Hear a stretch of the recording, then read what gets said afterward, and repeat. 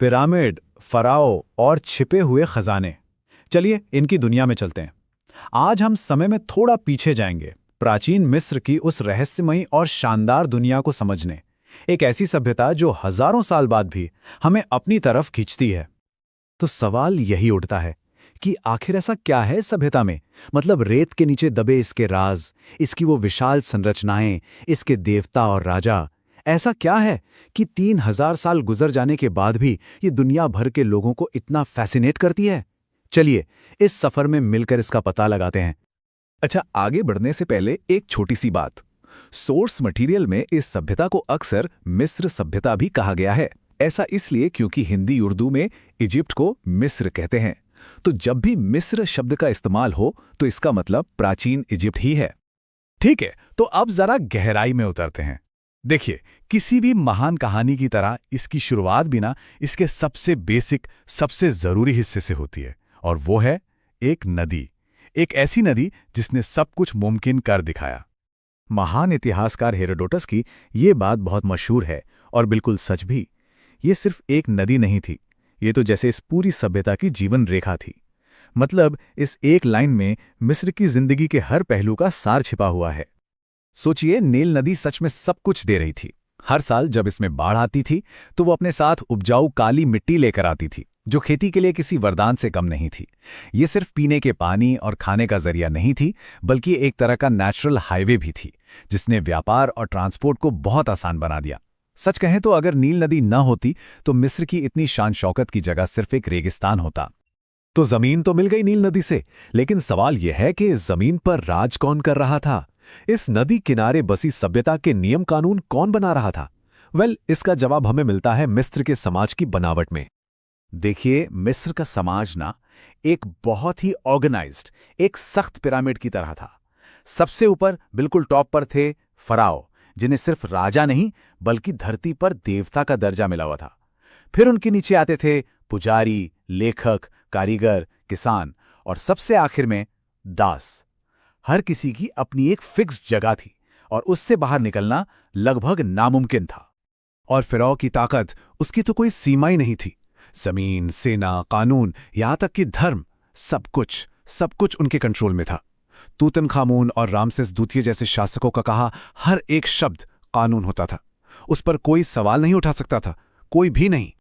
चलिए आप बात करते हैं मिस्र की संस्कृति के सबसे दिलचस्प पहलू की, और वो है मृत्यु के बाद की जिंदगी को लेकर उनका जुनून। ये सिर्फ एक विश्वास नहीं था, ये तो उनकी जिंदगी का, उनके हर काम का केंद्र बिंदु था। और इसी सोच ने उनकी सबसे शानदार चीजों को जन्म दिया। उनके धार्मिक जीवन में वैसे तो कई देवता थे, पर कुछ बहुत ही खास थे, जैसे सूर्य देव रा, मृत्यु के बाद के जीवन के देवता ओसिरिस और ममीकरण के देवता अनुबिस। इससे एक बात तो साफ हो जाती है कि उनके सबसे जरूरी देवता भी जिंदगी, मौत और आत्मा के सफर से ही जुड़े हुए थे। उनके विश्वास का जो कोर था ना, वो ये आइडिया था कि इंसान की आत्मा वो अमर है, लेकिन उस आत्मा को हमेशा जिंदा रहने के लिए अपने शरीर की जरूरत पड़ेगी। बस यही वो एक विश्वास है जो उनके इतने मुश्किल अंतिम संस्कारों और बड़े बड़े स्मारकों की वजह बताता है। और बिल्कुल इसी विश्वास ने ममिफिकेशन के इस इनक्रेडिबल प्रोसेस को जन्म दिया। ये बहुत ही बारीकी से किया जाने वाला काम था। इसमें शरीर से जरूरी अंदरूनी अंगों को निकालकर अलग जार में रखते थे और फिर शरीर को दशकों तक, सालों तक बचा कर रखा जाता था, ताकि आत्मा जब चाहे अपने शरीर में वापस लौट सके। और जाहिर सी बात है, इसी विश्वास का नतीजा हैं ये विशालकाय स्ट्रक्चर्स। गीजा के पिरामिड सिर्फ पत्थर के ढेर नहीं हैं, वो फराओ के लिए बनाए गए बड़े बड़े मकबरे थे, जिन्हें अनंत काल तक उनकी आत्मा की हिफाजत करने के लिए बनाया गया था। ये स्मारक उनके इंजीनियरिंग के कमाल और मृत्यु के बाद की जिंदगी में उनके गहरे यकीन दोनों का सबूत है। लेकिन सवाल फिर वही, वो ये सब कर कैसे पाए? मतलब इतने बड़े बड़े स्मारक बनाने के लिए किस तरह का ज्ञान, किस तरह की टेक्नोलॉजी की जरूरत पड़ी होगी? चलिए जरा उनके जबरदस्त इनोवेशंस पर एक नजर डालते हैं। उनकी लिखने की एक बिल्कुल अनोखी कला थी, जिसे हम हायरोग्लिफिक्स कहते हैं। ये पूरी तरह से तस्वीरों पर आधारित थी। वो इसे पत्थर और पैपिरस, जो एक तरह का शुरुआती कागज था, उस पर लिखते थे। सदियों तक ये एक पहेली बनी रही, जब तक कि रोजेटा स्टोन नहीं मिला, जिसने आज के इतिहासकारों को इसे समझने की चाबी दी। और उनका कमाल सिर्फ लिखने तक ही नहीं था, वो लोग अपने वक्त से बहुत बहुत आगे थे। पिरामिड बनाने के लिए ज्योमेट्री का इस्तेमाल करना हो या फिर सर्जरी करना, खेती के लिए 365 दिन का एकदम सटीक कैलेंडर बनाना, या नील नदी के पानी को खेतों तक पहुंचाने के लिए नहरें बनाना, उनके इनोवेशंस कमाल के थे। ये सब उनकी गहरी समझ और जबरदस्त ऑर्गेनाइजेशनल स्किल्स को दिखाता है। लेकिन हर महान कहानी की तरह इस कहानी का भी एक अंत है। एक ऐसी सभ्यता जो लगभग 3000 सालों तक फली फूली, आखिर वो खत्म कैसे हो गई? देखिए, मिस्र का पतन कोई एक दिन में नहीं हुआ। ये विदेशी हमलों की एक लंबी, बहुत लंबी सीरीज थी। पहले फारसियों ने हमला किया, फिर यूनानियों ने, और आखिर में 30 ईसा पूर्व में रोमनों ने मिस्र पर कब्जा कर लिया। और इसी के साथ फराओ के शासन का हमेशा हमेशा के लिए अंत हो गया।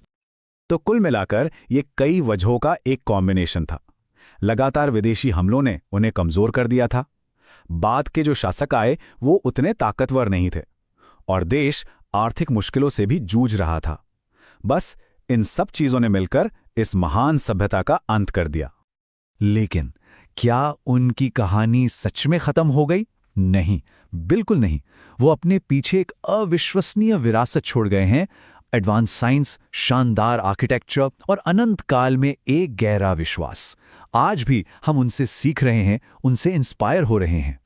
और ये हमें एक आखिरी सवाल पर लाकर छोड़ देता है। मिस्र के लोगों ने अनंत काल के लिए चीजें बनाई, लेकिन वो अनंत काल भी खत्म हो गया।